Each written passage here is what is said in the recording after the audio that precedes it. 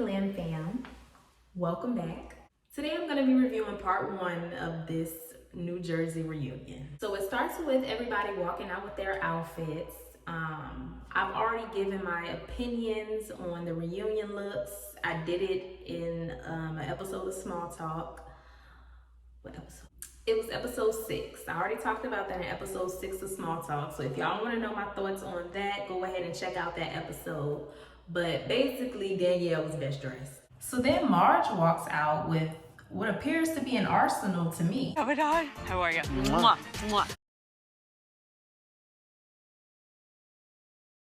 Even though she don't like when people use that word. And she actually owned it when Andy asked her and said she bought an arsenal. So, I mean, all this drama with Danielle for what? Teresa walks out and she speaks, and Margaret is immediately being nasty. Like, well, I didn't even speak to her. I love the hair. I like it. It literally costs nothing to say hello, especially when you just went to the lady's wedding.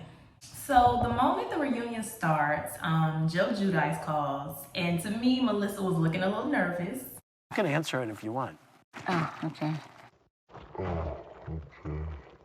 Because she didn't know what he was gonna say, but he didn't say anything. So once she realized he was not thinking about her, then she cheered up. And I'll talk to you later. Good talking to you. Thank you. Bye, Joe. Bye. You know, they have to restart the reunion, and it starts with Andy pretty much asking Melissa and Teresa what they wanted to accomplish at the reunion, and they both pretty much agreed they wanted to come to a resolution in peace.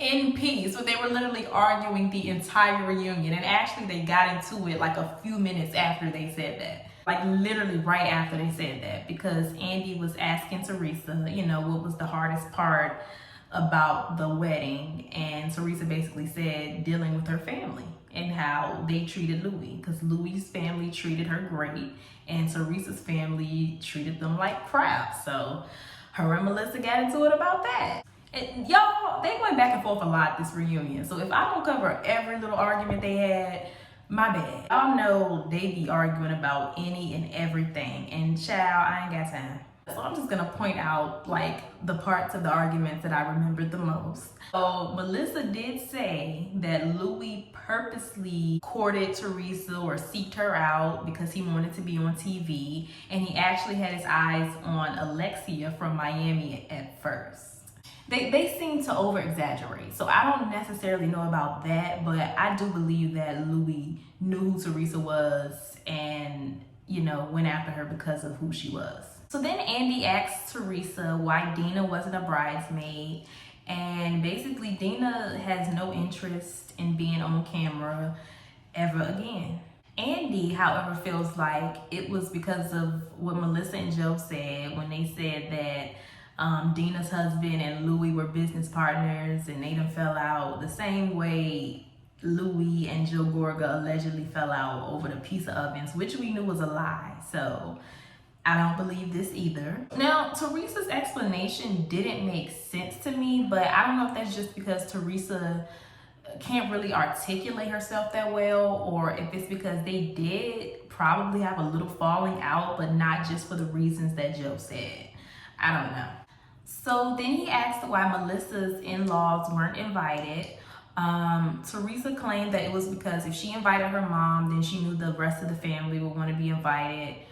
Why didn't she just say because she's not in a good space with them? I don't know why she lied about that.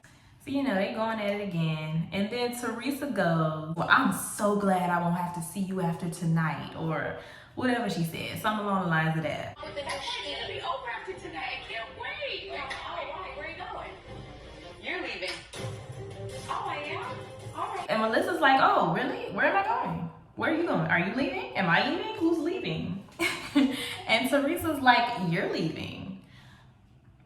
So Teresa is basically implying that Melissa is going to get fired. And that is not a good look for Teresa. Because how would you know that? You know, everybody knows that Teresa's the face of Jersey. It doesn't sound good for her to say things like that. It's the same way people felt about Nene, you know, when she was on the show, and now Candy. Are you in cahoots with production? Do you have a hand in who gets hired and fired? Like, how do you know you're not gonna see Melissa again after this? How do you know Melissa's leaving? And honestly, I wouldn't be surprised if Melissa was back next season just because Teresa said that. Like, I don't think she should have said that. So they move on to Dolores and how she messing with a married man. You know, let me stop, because they've been separated for 14 years. But they've been separated for 14 years. So where's the divorce? And on top of that, the way they had this engagement as a storyline, when is no possible way y'all can be engaged right now anyway. Why has there been no sense of urgency to get divorced? Was it one of those situations where it's like, you know, if I don't find nobody else, we just gonna stick it out? I mean, but of course this doesn't bother someone like Dolores, given her odd situation with Frank, who still lives with David, by the way. And Brittany also stays there as well. Like, this is so weird. Do they just do this to appear interesting, or is this just a seriously unhealthy codependent relationship? I don't understand this at all. So then next is Danielle and this brother situation. So she saw her brother a day after the reunion because they had a funeral to attend, but the relationship hasn't gotten any better because she has been trying to send him gifts and he's been sending them back. He really wants no parts. So, I mean, yes, it's definitely something that she's not telling us. Then they start talking about Danielle and Margaret, and you know how Margaret threw her low blows at Danielle.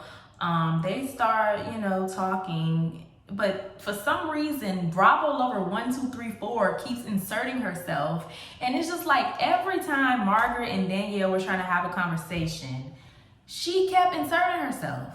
I don't understand why she was trying to speak on behalf of Margaret of all people. Margaret definitely don't need nobody defending her. But anyway, Margaret actually was remorseful to how she treated Danielle, and she seemed apologetic, and it actually seemed genuine. So that was good, because she just completely went in on her for no reason. So then they started talking about how Rachel pretty much made this whole Arsenal comment a big deal. Even Margaret admitted that when she actually watched it back, Danielle really didn't say anything that bad. It was more Take mild. the brunt of this. It didn't seem like a big deal to me it watching wasn't. No, it wasn't as big of a deal. But it's like she said that, but at the same time, she also felt like Rachel didn't misinterpret it. Do you feel like Rachel misrepresented it?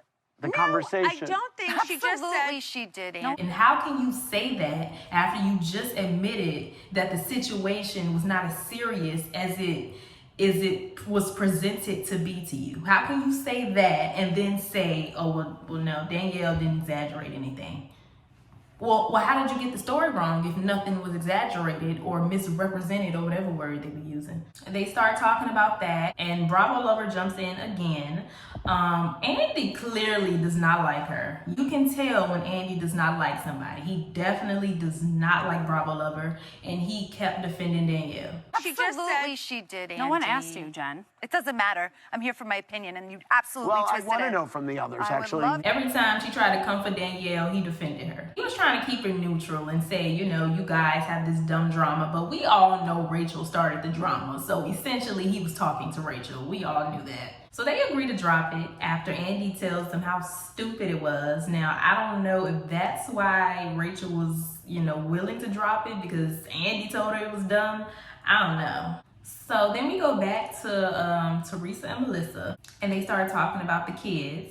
Andy calls out Melissa for saying kids are off limits, but she was the one running around talking about Teresa's kids have hate in their heart. Melissa kind of doubles down on the statement, but when we actually watch it back, it doesn't really seem like they have hate in their heart. Like, it doesn't look like hate. It just looks like they know what's going on between their mama and their uncle.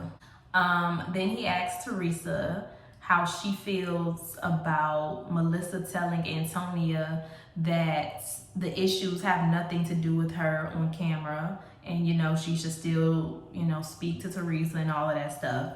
Teresa won't buy in it. She said, yeah, she did that on camera. Keywords on camera. Now, whether Melissa actually involves her kids or not, I honestly don't know. Like I've said in previous reviews, I do like how they are not in the drama on camera, because I don't know what they be doing off camera.